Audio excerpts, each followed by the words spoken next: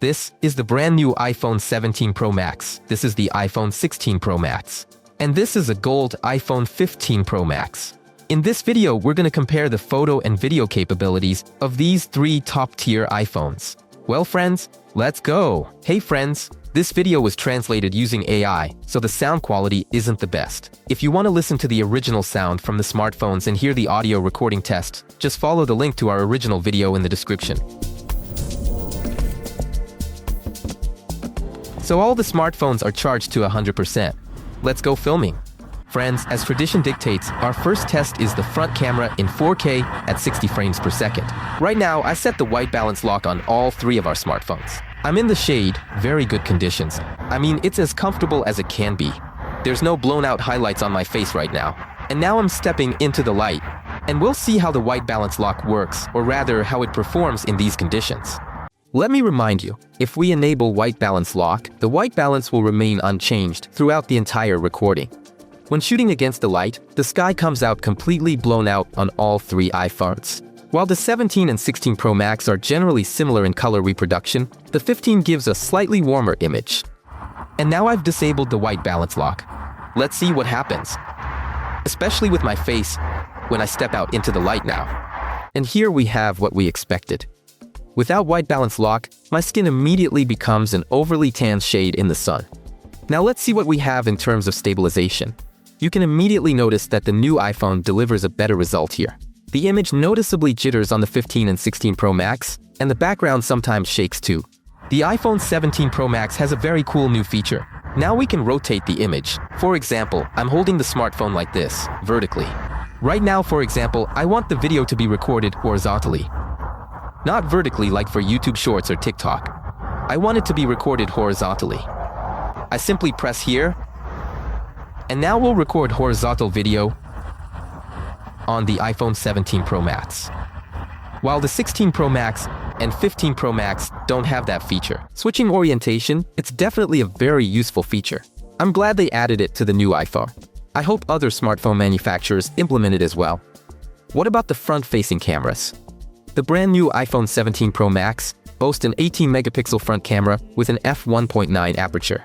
The 15 and 16 Pro Max models have a 12-megapixel front camera, also with an f1.9 aperture. Okay friends, now I've enabled the cinematic mode on all three of our smartphones and set the aperture to 4.5. The 17 Pro Max delivers the most tan skin tone. The camera from the 16 Pro Max is quite close in exposure, and the 15 Pro Max produced a slightly darker face. Sometimes all the iPhones slightly blurred my fringe, but overall, there are no serious errors regarding the blur boundary.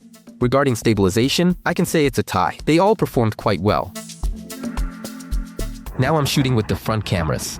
And this is a very interesting situation. Behind me, on the iPhone 16 Pro Max and iPhone 15 Pro Max, I see a complete overexposure, meaning the sky is blown out. Whereas on the iPhone 17 Pro Max, the sky is visible and looks good. Right now I'm shooting without HDR. Okay, and now I'm enabling HDR recording. I can really see that yes, things have changed. Now the sky above looks beautiful.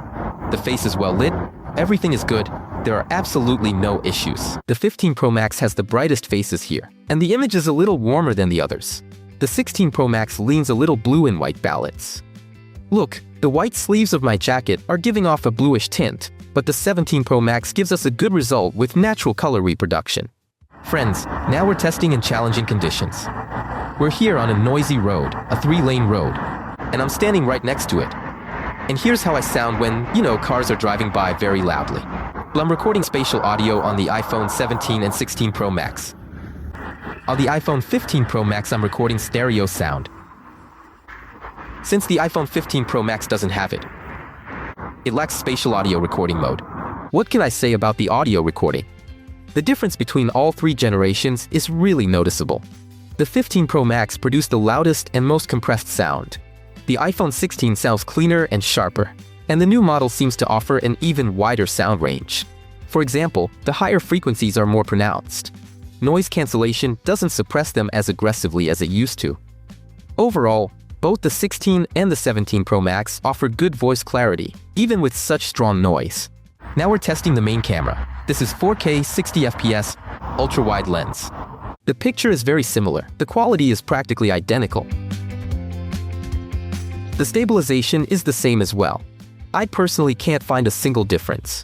All the iPhones perform wonderfully. Now let's take a 4K 60fps recording. Shooting with the main camera. The results are the same with the main lens. In terms of detail and color reproduction, the smartphones are identical. But regarding stabilization, the 17 and 15 Pro Max deliver a respectable result.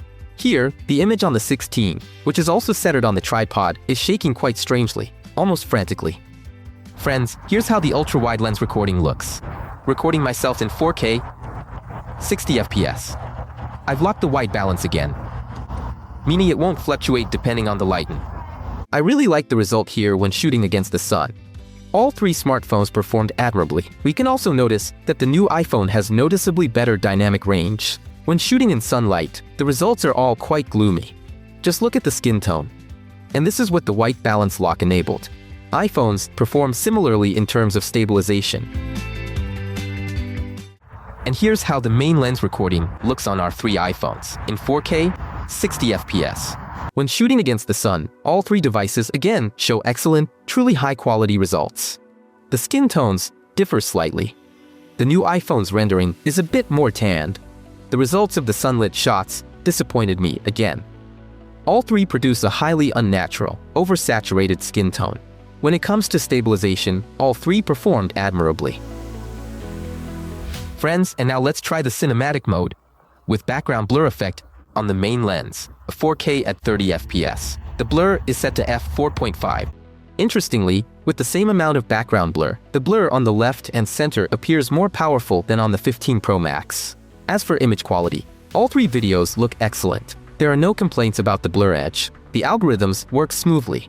There's a slight difference in color reproduction. The new device has slightly more saturated colors, which is especially noticeable in skin tones. However, what hasn't changed is the audio recording. The voice sounds compressed on both the 17th and 16th iPhone, although the microphones perform worst on the 15 Pro Max. Now we're doing a more complex test. We're filming the tracking shot around the person. This time, the 17 Pro Max is giving us the coolest looking image. The 16th and 15 Pro Max, however, show a very similar color rendition. All three perform the blurring very well and neatly, without any critical mistakes. Okay friends, now let's move on to the enhanced stabilization test. All the ultra-wide lenses handle it pretty well, even with shaking from side to side. I can't pick out a single standout performer. But on the main lens, we already see a clear advantage for the 17 Pro Max. It's good to see that the 15 Pro Max also produces a pretty decent image. The 16 Pro Max disappointed me. It has some strange freezes and noticeable shake. At 2x zoom, we get the same thing. I won't repeat myself. Now let's check how Apple's flagships perform in HDR and logarithmic shooting modes. And before that, of course, we'll look at video with standard dynamic range, SDR. It's immediately noticeable that the image on the 15 Pro Max appears the most washed out here. The new iPhone's exposure seems a bit lower than its predecessors. It's important to mention that the 17 Pro Max shows a wider dynamic range. This trend continues in all subsequent modes, so I won't repeat myself. Let's move on to HDR. The picture on the 15 Pro Max is still a bit washed out here.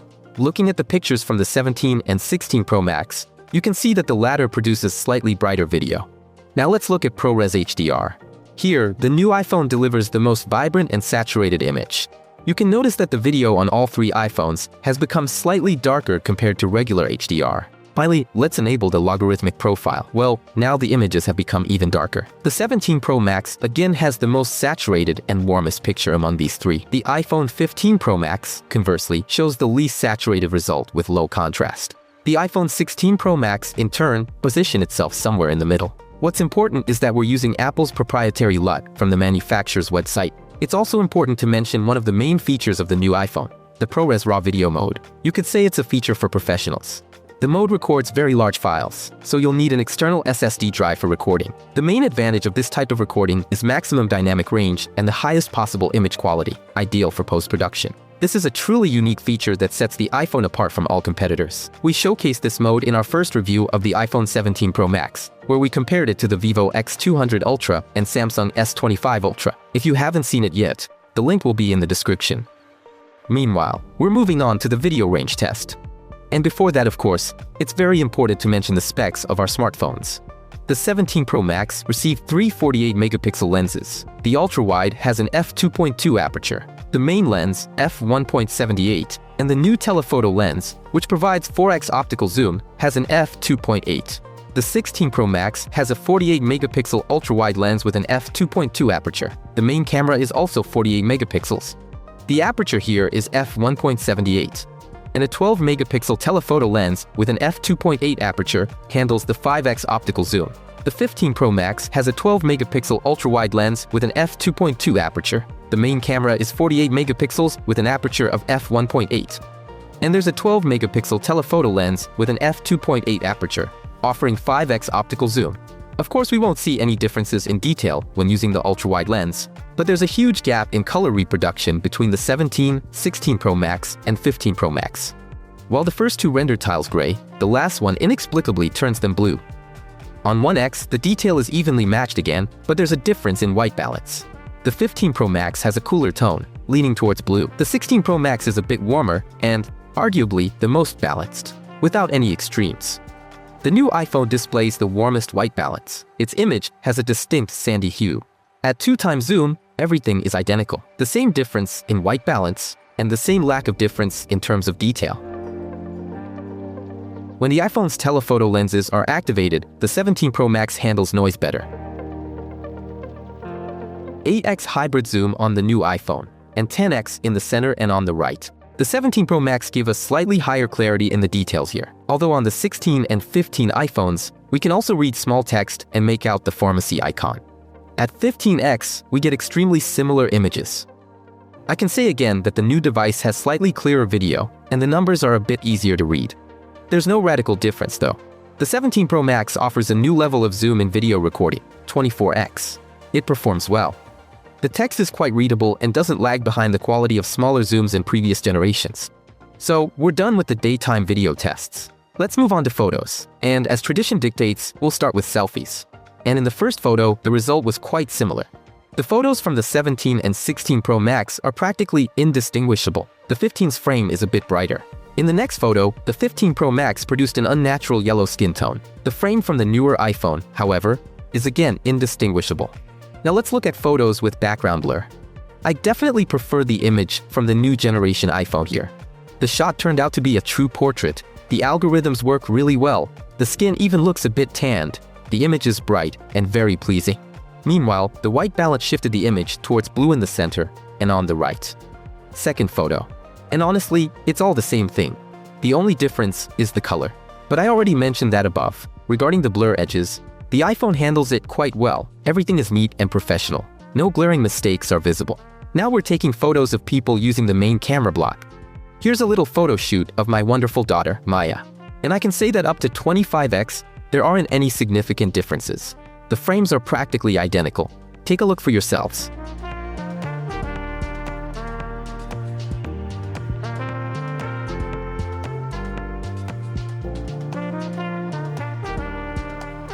So here's the 25x zoom. You can immediately see that the new iPhone has significantly less noise. The 17 Pro Max allows us to zoom up to 40x. Of course that's cool, but it's still worth remembering that competitors of this flagship can offer a maximum zoom almost 2.5 times greater. Let's move on to portrait mode. And here, at low zoom levels, there are no differences in either detail or color rendition.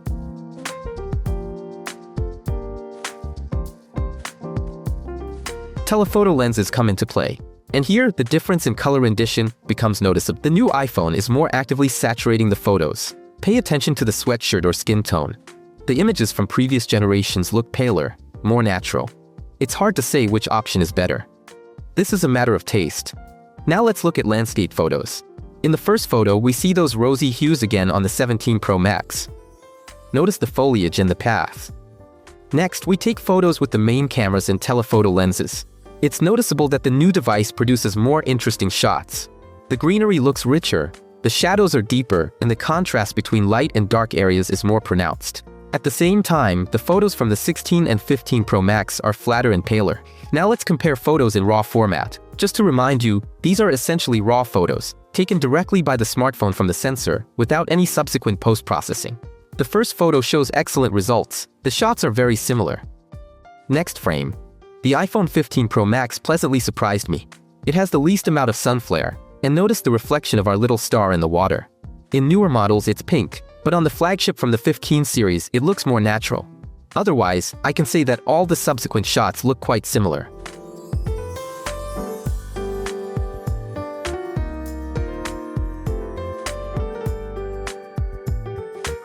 Let's move on to the photo zoom test. On the ultra-wide lens, we get a result that's identical in detail. There's just a slight difference in saturation and exposure. That's it. Switching to the main lens, we see essentially the same thing. And on the 2x zoom, it's clear that this trend continues. In terms of detail, we still won't find any difference. But when the telephoto lenses kick in, it's immediately noticeable that the 17 Pro Max cleans up noise much better. 8x on the new iPhone and 10x on its predecessors. The text from the 17 Pro Max turned out to be clearer and more saturated. And at 25x zoom, we see that the 17 Pro Max has the best image processing algorithms among these three. Details on the posters, the edge of the text, and other elements look sharper and more defined on the left compared to the center and right. Also, the new device has a new zoom option for photo shooting. 40x. The image at this zoom level on the 17 Pro Max got darker and turned out quite blurry. However, we can read large and medium-sized text without any issues. So friends, we're done with the daytime tests. Now let's see how our iPhones perform in low light conditions. And we'll start with video from the front-facing camera. The 17 Pro Max offers slightly higher detail, but to see the difference, it's important to watch the video in 4K. Yes, the 16 and 15 Pro Max didn't preserve facial details as well, and the hair in their videos looks more blurred. Also, the new device handles light sources better. The flare from the street lamp was noticeably smaller. All three performed confidently in the stabilization test. There's no blur or strong shaking visible. This is what our footage looks like with cinematic mode enabled, meaning we have that background blur effect. I'm gonna turn this way now. Let's see how the background generally blurs. We immediately see a difference in skin tone. The 17 and 15 Pro Max produce a warmer skin tone. The skin even looks slightly yellowish in places. The new iPhone handles light sources noticeably better. It has significantly less flare from the street lamp compared to the others. You can see along the blur boundary that all three clearly render individual hairs on my bangs. But otherwise, there are no serious mistakes. Let's see how our iPhones handle stabilization. And here, the results are generally similar. The background occasionally flickered for all three, but for these conditions, the result is quite good and confident. Now we're shooting video with the main camera system. The 17 Pro Max delivers the most vibrant image. The colors turn out differently on each. Notice the building in the background. On the 17 Pro Max, it looks the most natural. The 16 Pro Max has a bluish tint, and the 15 Pro Max has a reddish-brown tone. The stabilization on the new iPhone doesn't perform as well as on previous models. The images from the main lens are very similar. I can't pick a winner here. Regarding stabilization, while running, the image on the left and right shakes more than the center. That's logical, because the 16 Pro Max has an advantage due to its central placement when on a tripod. Now I'm filming myself with the ultra-wide lens. Overall, the images are extremely similar in color and detail. The only thing you can notice is a large flare on the 15 Pro Max when I'm filming against the light. Newer models do handle light sources better though. As for stabilization, the latest iPhone loses again. When shooting selfies with the main lens, it's noticeable that the 17 Pro Max has better detail. The hair and other details are rendered more effectively. The color correction on the video on the left also looks more interesting. The image is more contrasty, saturated, and deep than the one in the center and on the right. And the stabilization is fine. iPhones give a similar result. And now we have a cinematic effect recording. 4K 30 FPS using the main lens. So all three smartphones can record 4K 30 FPS in the cinematic effect mode. I immediately want to praise the new iPhone. Please notice my fringe. The 17 Pro Max, unlike the other two, doesn't blur even the smallest individual hairs. The new model can also be praised for its higher level of detail. Just look at the white sleeves of my jacket. They're clearly better rendered on the 17 Pro Max. But in terms of stabilization, they all perform quite well. We continue to look at how iPhones perform when shooting video with background blur. We're getting quite similar images here. There's only a slight difference in skin tone. The 17 and 15 Pro Max have a slightly tan look, while the 16th one is a bit more white and bright. And let's move on to the video zoom test in low light conditions. Initially, you can't see any differences in detail.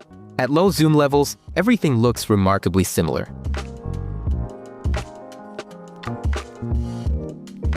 Now we're at the point where our iPhones start using their telephoto lenses. On the new iPhone, it's immediately noticeable that the image is the clearest and cleanest. Interestingly, it's noticeable that the 15 Pro Max performs even better here than the 16th, whose text is less readable. 8x on the left, 10x in the center, and on the right. The text is best read on the 17 Pro Max. At the same time, there's noticeably less noise compared to the 15 and 16 Pro Max. The iPhone 17 Pro Max clearly performs better on the 15X. The text is more legible, and please notice the signs below. The highlights are much less pronounced on the new device.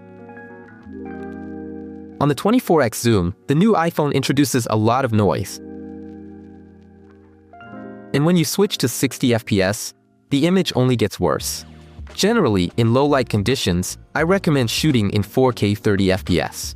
60 frames, however, produce significantly more noise, so shooting at 60 FPS per second is only worthwhile when there's plenty of light. And that's on small zooms, 0.5 and 1x. We're done with the video test. Now let's look at photos in low light. Let's start with selfies. In the first photo, the new iPhone gives a more saturated color reproduction compared to its predecessors. And for example, the skin looks more pleasant, in my opinion, on the 17 Pro Max. By the way, when shooting in low light, we used a longer shutter speed, and I advise you to always do the same. But it's very important during such shots to try not to move, otherwise you might get a blurry result like this. Now let's look at selfies with background blur. You can see that the new iPhone is again slightly more active in filling the frame. You can see it by my face and, for example, by my wife's jacket. The 16 Pro Max takes softer shots, and skin tones lean towards rosy hues. The 15th iPhone added yellowness to the skin tone. Its result looks the most unpleasant. There's also more noticeable noise in the dark areas, both in the center and on the right. It's present on the left too, but not as noticeable. As for the blurring, all three worked quite neatly. In the second photo, we see again that the new iPhone actively saturates the image and better removes noise. The results in the center and on the right are very noisy and more pale. Let's move on to shooting people with the main cameras. First, we'll set the auto shutter speed, allowing the smartphone to adapt it to the lighting conditions. On the ultra-wide photos, the 17 Pro Max delivered the most contrast with the darkest night sky and handled light sources confidently. The 16 Pro Max has a slightly higher exposure. The sky and foreground appear a bit brighter, but it also didn't have any issues with light sources. The 15 Pro Max produced the brightest photo. We can see quite strong flares from the lamps on the right and from the streetlights in the background.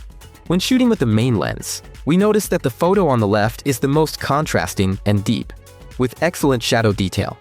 The colors are also more saturated than on shots from the competition. The 17 Pro Max has the warmest white balance, however. The photos in the center and on the right are brighter, but they lack contrast and detail in the highlights and shadows, which makes them appear flatter. A similar situation occurs when shooting with. Again, the image on the left yields the most interesting result. Let's switch to the telephoto lenses. And again, the new device pleases us with a more pleasant shot. The photo on the left is the most saturated, contrasty, and sharp, with the best noise reduction. The photos in the center and on the right look more noisy, flatter, and less sharp. And the skin tones turned out paler and greenish. Let's zoom in further. 8x on the left and 10x on the 16 and 15 Pro Max. Again, iPhone 17 performs better. I can't call its result ideal. Its photos also have noise and distortion issues in the foreground, but compared to previous generations, the shot does look better. 25x zoom. Again, the iPhone 17 handles it slightly better than its predecessors. There's a bit less noise, facial details are more readable, like the eyes, but the result is still debatable. The center and right side look particularly bad. I think comments are unnecessary here. And we're zooming in 40x on the new device. We're getting the same thing, just with a crop. There's not much else to add here. Now I'm taking photos with the maximum exposure time. I'm setting that manually. Photos from the ultra-wide lens look very similar. There are no differences in either detail or color reproduction. The only thing I can note is that the flare from the street lamp is less noticeable on the 16 and 17 Pro Max than on the 15th iPhone. The photos from the main lens turned out to be almost identical as well. There's practically no difference in the flare either. So let's move on. 2x, and again a tie. There's a barely noticeable difference in white balance and saturation, but it's really insignificant. Let's enable the telephoto lenses. Now the differences are more visible. The new device produced a more saturated and contrasty photo with the warmest white balance compared to the other two shots. Because of this, the skin tone on the left came out orange, while in the center and on the right it's paler with a pinkish hue. On the next zoom, the photo from the 17 Pro Max looks the sharpest. But the color turned out to be very yellow, making the image look unpleasant. The 16 and 15 Pro Max have more accurate color reproduction. The skin tone isn't yellow, but the photos themselves turned out blurry, as if slightly out of focus. At 25x zoom, the left side image still has yellow tint. At the same time, a lot of noise appeared, and the 16 and 15 Pro Max again delivered very blurry results. If we try to zoom in 40x on the new device, we get a similarly weak result with very low sharpness. Let's move on to portrait shooting in low light. At the first zoom level, we get very similar results with a slight difference in exposure and white balance. All three handle blur excellently. There are no issues at the blur boundary. At 2x zoom, the images are again very similar in terms of color reproduction. The difference is quite minor. The skin tone on the left is slightly more saturated and tanned. The center is neutral, and the one on the right is yellowish. When we switch to the telephoto lenses, the difference between the images becomes more noticeable. On the 17 Pro Max, we get the most saturated result with a pinkish hue. Interestingly, for example, the color of my sweater is rendered most accurately here. The central image is the palest, while the one on the right has a yellowish tint. Color rendition is a matter of taste, and that's something each person decides for themselves. However, all three performed very similarly in terms of quality and blur. There are no complaints about this aspect. Now we're taking landscape photos in these conditions. The first shot with the ultra-wide shows a rather significant difference in color reproduction across all three smartphones. The 17 and 16 Pro Max gave us a very warm foreground. At the same time, their sky isn't particularly vibrant. It has a bluish tinge on the left, a slightly turquoise hue in the center. Meanwhile, the 15 Pro Max made the sky the most vibrant, with the pronounced blue color. However, the overall photo turned out to be cooler than that of its competitors. In the next photo, the white balance situation is similar, but this time, the sky turned out to be the most saturated with the 17 Pro Max. There's some difference in exposure, brightness, and the hue of the sky, as well as in the foreground in the shots taken with the main lenses. But the differences aren't as noticeable as they were with the ultra-wide lenses. When using the telephoto lenses, the difference practically disappears altogether. Let's move on to raw shooting. On the ultra-wide and main lenses, the differences boil down to different white balance and some other color rendition variations. But the whole beauty of raw photos lies in the fact that we can easily edit these nuances and get the results we need. And here's an interesting situation with the telephoto shots. On the 17 Pro Max, the light around the street lamp was noticeably less than on the competitors' devices. The 16 and 15 Pro Max didn't quite showcase the camera sensor as well as they could have. And on the right, a flare appeared. Now let's test the photo zoom. The 17 and 16 Pro Max performed well on the ultra-wide lens. On the left, there's the least amount of noise, and the fine text looks best in the center. The 15 iPhone showed itself to be weaker. It has more noise, more overexposure, and worse readability. There isn't really a difference in detail with the main lens. The smartphones perform almost identically, but they handled light sources differently. The 15 Pro Max captured the lighting of the storefront and interior well, while we see flares in the center and to the left. At 2x zoom, these lighting differences are no longer noticeable. In terms of detail, it's very similar as well, but I can note that the 17 Pro Max handled the photos best in terms of noise reduction. Let's see how the telephoto lenses perform. On the sides, we get a similar level of detail, and both smartphones have cleaned up the photos nicely, removing noise. At the same time, the results in the center are quite noisy, but in terms of readability, they don't lag behind the competitors. 8x on the left and 10x in the center and on the right. And once again, we see maximum similarity in details. But here we notice that the 16 and 15 Pro Max have light distortions, while the black text on the left looks correct. At 25x zoom, our results are ranked from best to worst, left to right. The iPhone 17 produces a clean, readable photo, the iPhone 16 has a slightly more noise, and the iPhone 15 has a very noisy, distorted image. The 40x zoom on the new iPhone was impressive. Minimal noise, and even the smallest text around the QR code is clearly readable. Meanwhile, it's impossible to read it on the older iPhones. We finished our outdoor tests and are now moving on to studio tests. But before that, let's see how well our flagships held their charge during the outdoor tests. The iPhone 17 Pro Max is equipped with a 5088 mAh lithium-ion battery. The newest Apple flagship supports 40-watt wired charging and 25-watt wireless charging. Its predecessor had a lithium-ion battery with a capacity of 4685 mAh. We have 30-watt wired charging and 15-watt wireless charging supported here. And the 15 Pro Max, in accordance with all iPhone traditions, has a lithium-ion battery with a capacity of 4441 mAh. Of course, all three devices also support reverse charging. Our filming days, as always, began with a 100% charge on all the smartphones. By evening, the 17 Pro Max had 36% remaining. The 16 Pro Max had 26%, and the 15 Pro Max had only 10%. We also tested the batteries using a dedicated app. The 16 Pro Max scored the highest there. The 17 came in slightly behind it, while the 15 got the fewest points. Although the difference between the smartphones is very small. Let's talk about the screens. The iPhone 17 Pro Max features an OLED Super Retina XDR display.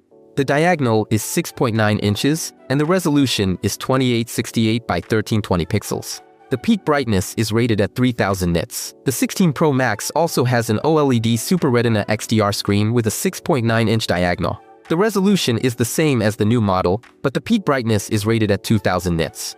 The 15 Pro Max also features a Super Retina XDR OLED screen. However, the diagonal is 6.7 inches, with a resolution of 2796 by 1290. The peak brightness is advertised at up to 2000 nits. All three models support adaptive refresh rates from 1 to 120 Hz. We're going to measure the peak brightness ourselves. The new iPhone shows 223 candelas per square meter. The 16 Pro Max shows 245, while the 15 goes up to 249 nits. Interesting result. But what about in practice? If you put all three iPhones side by side and play the same 8K content, the difference in brightness is barely noticeable. The picture turns out bright, vibrant, and beautiful across all of them. Let's now measure the PWM frequency and see which iPhone screen flickers more intensely. At maximum brightness, the iPhone 17 Pro Max showed 15%, 16 Pro Max showed 15.5%, and iPhone 15 showed 15% flicker. At half brightness, the result was this. The new iPhone showed 16.6%, the 16 Pro Max 17.5%, and the 15 Pro Max 19%. At minimum brightness, the 17 Pro Max shows about 23%, the 16 Pro Max just under 20%, and the 15 Pro Max a whopping 49%. There's generally progress in the right direction, although the difference between the 17th and 16th generations isn't that significant. Now let's run a performance test and immediately dive into the specs. All iPhones use Apple's proprietary processors. The 17 Pro Max has the Apple A19 Pro, the 16 Pro Max has the Apple A18 Pro, and the 15 Pro Max has the Apple A17 Pro. We're conducting performance tests, and starting with Antutu, the 17 Pro Max finished first, followed by the 16 and then the 15. And the new iPhone, as expected, scored the most points. It's significantly better than its predecessors here. Now we're moving on to Geekbench and running the processor test. The smartphones complete this test in the same order. The 17 Pro Max scores 3805 in single-core and 9924 in multi-core tests. The 16 Pro Max achieved 3,508 and 8,798 points respectively. And finally, the 15 Pro Max scores the lowest. Now let's test the GPU power. The new iPhone finishes the test first again and scores a whopping 46,310 points. Following it is the 16 Pro Max with 32,431 points. The 15 Pro Max finishes last with a result of 28,492 points. Now let's move on to the 3D Mark stress test, where we'll see how the smartphones handle prolonged workloads. The iPhone 17 Pro Max scored 70.6%, while previous models achieved around 67.9%. The new model reached a temperature of 43 degrees Celsius during the test. The 16 Pro Max reached around 42 degrees, and the 15 heated up to an average of 41.5 degrees Celsius. Now let's see how our smartphones handle object removal in photos. We'll start with the 17 Pro Max. Let's try to remove this peach from the hand. It seems like it shouldn't be difficult. However, object removal in photos is clearly not a strong suit for the iPhone. You can see for yourself that it did remove the peach, but in the process, it did something very strange with the palm. Okay, let's try again. Now, even the peach itself won't delete. Look, it just turns into some sort of stub. Maybe we'll get lucky this time? And no. The result is still very disappointing. Alright, let's make it easier. No more hand in the frame. Let's just try to remove the peach from the photo. Now it turns into a pixelated mess. There's not a single hint of object removal in the photo. let's see how the 16 Pro Max handles this task. We have the same problem here as with the 17th model. A large shadow remains in the hand, and strange holes appear. Fingers completely merge together. It looks really weak, especially for flagship devices. We'll also try to remove the peach from the table, and again we get just pixels. The result, of course, is disappointing. Let's see how the 15 Pro Max handles it. Well, if the previous two at least tried, albeit poorly, to remove the peach from the hand, this iPhone doesn't even try. All we get is just a blur on the fruit. But in simpler conditions, the problem remains the same. The peach turns into pixels. Well, friends, let's take a short musical break and evaluate the sound that our iPhones deliver.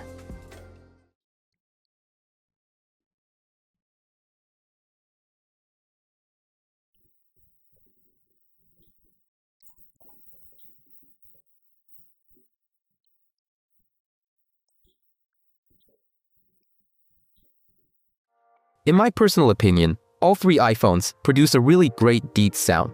But honestly, I didn't notice any significant audible differences between the three generations. We're now running the standard Wi-Fi speed test in the NPerf app. The iPhone 17 Pro Max shows 462 megabit per second for download and 314 for upload. The 16 Pro Max shows 466 megabit per second for download, but only 269 for upload. And the 15 Pro Max has just 235 and 172 megabit per second respectively. Now let's do a full network speed test. The new iPhone delivers 449 megabit per second on download and 283 on upload. The 16 Pro Max shows 441 megabit per second on download and 260 on upload. And the 15 Pro Max noticeably lags behind again. It gets 245 megabit per second on download and 161 megabit per second on upload. Let's check the mobile internet speed too. The 17 Pro Max achieves 66.6 megabit per second for download and 18.3 megabit per second for upload. The 16 Pro Max shows almost 58 megabit per second for download and 18 megabit per second for upload here. The 15 Pro Max, however, receives almost 70 megabit per second, but only delivers 2.71 megabit per second. Friends, we also tested how much our iPhones lost battery life after all the tests in the studio. And once again, the new device showed itself more confidently than the 16 and 15 Pro Max. Well, friends, let's sum up the results. Let's start with the cost of these smartphones. This is my gold iPhone, meaning it's completely covered in gold. I bought it in January 2024 for my beloved wife's birthday. I paid around $6,160 for it. To be honest, it wasn't worth it. Yes, the iPhone is very beautiful, dressed up. It's completely covered in gold. It even says 24 carats here. But when this smartphone is covered in gold, it completely loses its water resistance. That means you can't swim with the smartphone right now. And there's another major problem. MagSafe stops working here. And probably the biggest drawback of this modified gold iPhone is the very poor mobile network connectivity. Meaning if my wife went to a shopping mall, it was impossible to reach her. It was very difficult to get a mobile internet connection on this smartphone indoors. So she constantly had to look for Wi-Fi. Then you could finally reach her through a messenger. And another small flaw, when they plated this smartphone with gold, apparently something got into the microphone compartment. Of all the iPhones I've tested, the audio recording on this one was the worst. So friends, if you want to buy such an iPhone, a beautiful fancy one, I definitely don't advise you to do it, because you'll have a hard time using that iPhone. And now my wife has completely switched from that iPhone to the Vivo X200 Ultra. Friends, if you're interested in hearing about my experience using a Vivo after using an iPhone, be sure to write in the comments and we'll make a separate video about it together. Incidentally, I think this iPhone is now considerably more expensive than what I paid for it, because it's completely covered in gold, and the price of gold has increased dramatically over the last 2 years. I think it could be sold very profitably. I bought this iPhone 16 Pro Max, the titanium version, again, right at the start of sales from a reseller. It's the Dubai version with the SIM card plus eSIM, meaning it works perfectly fine in any country. I have this iPhone with 1 terabyte, and I paid $2,837 for it, which of course is very expensive. Of course, at that time, again, it absolutely wasn't worth its money. I should have waited a little and bought it at a much lower price. Friends, so the brand new iPhone 17 Pro Max cost me about $2,220 right at the start of sales. This is the 512GB version with eSIM plus SIM, meaning, again, for full and convenient use around the world. Now let's talk about the pros of the brand new iPhone 17 Pro Max. First of all, the smartphone received an updated camera module. The new front-facing camera now has a higher resolution, 18 megapixels compared to 12 megapixels in both previous generations. The new front-facing lens performs exceptionally well. It clearly has a wider dynamic range, and when recording video against the light, we can see both the foreground and the background perfectly, while previous generations had the sky blown out. And to get a comparable result, you need to enable HDR. The video stabilization in good lighting has noticeably improved. An interesting and unique feature is the ability to change the shooting orientation from vertical to horizontal, both in photo mode and when recording video. I'm definitely marking as a plus the fact that the front-facing camera now has an option to expand the viewing angle from standard to ultra-wide. When it comes to selfies, the images from the front camera have become more saturated and contrasty. I welcome this change, although I understand that the more saturated skin tone might not be to everyone's taste.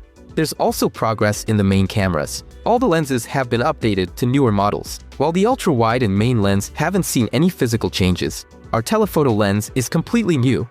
It's a 4x zoom instead of a 5x. The resolution is 48 megapixels compared to 12 megapixels on the predecessors, 8x hybrid zoom, and maximum video zoom up to 24x, plus a photo zoom up to 40x. I can't say that regular video recording has become significantly better, but we'll talk about that later. One of the main features of the new device is the ProRes RAW mode. These are very heavy files, and you need an external hard drive to record them. Without it, the iPhone simply refuses to shoot in that format. These files provide the maximum dynamic range in video and allow you to work with them at a professional level. I'm not sure how relevant this is with a small 48 megapixel sensor, but it's still a unique feature that no other competitor offers. What definitely became more interesting was the portrait mode. I like the new, more saturated color rendering. I was also pleased that the blurring algorithms worked more carefully on the new device, which we saw in the night test using my hair as an example. And we also got a new convenient 4x zoom level, which in my opinion is excellent for portrait photos. The stabilization has also improved. In the enhanced stabilization test, the new device handled significant lateral shaking more confidently than both its predecessors. I definitely praise Apple for bringing in dual recording, which works great. It's well implemented, intuitive, convenient, stylish, and records video in 4K 30 FPS. Regarding photos, we see progress in the main camera block. The difference is especially noticeable in daylight photos and when shooting people. The images have become more detailed and saturated, contrasty, and interesting. The new telephoto lens provided a slight improvement in shooting quality, which we saw in the example of nighttime photos of people. And the new 40x zoom clearly demonstrated its suitability for use in the nighttime photo zoom test, where we were able to read even small text. The new camera algorithms also worked well, cleaning many photos of noise.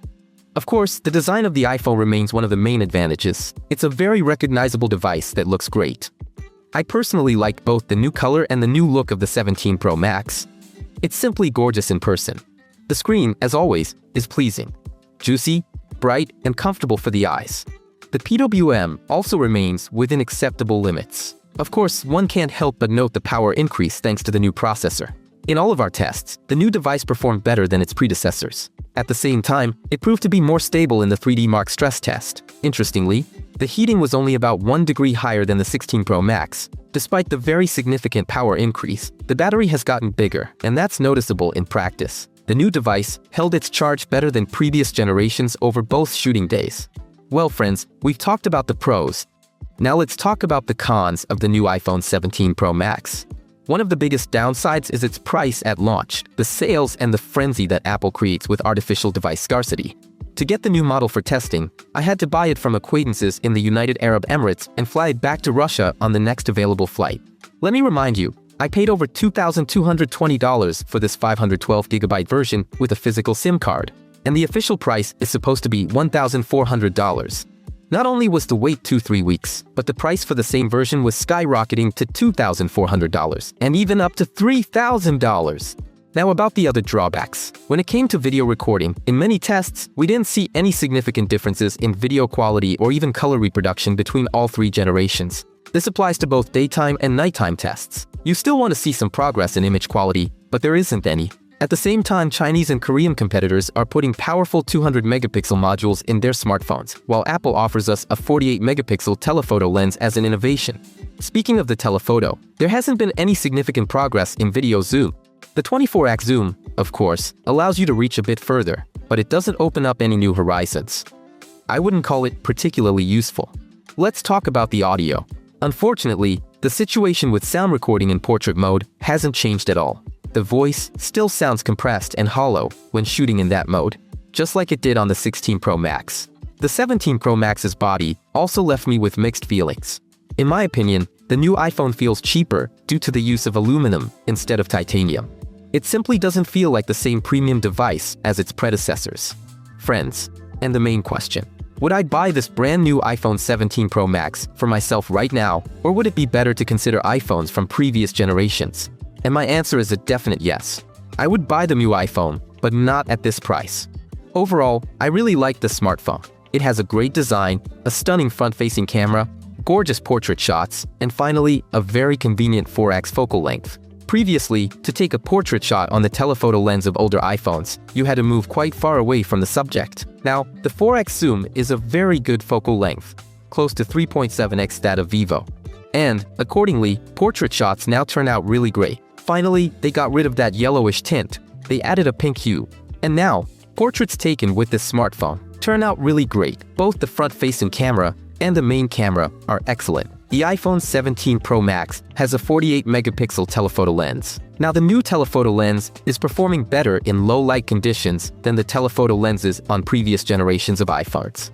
Friends, and if you liked this video and found it helpful, be sure to give it a like, subscribe to the channel, and write in the comments whether you upgraded to the new iPhone 17 Pro Max or if it's better to stick with the previous generation iPhone. And goodbye, everyone.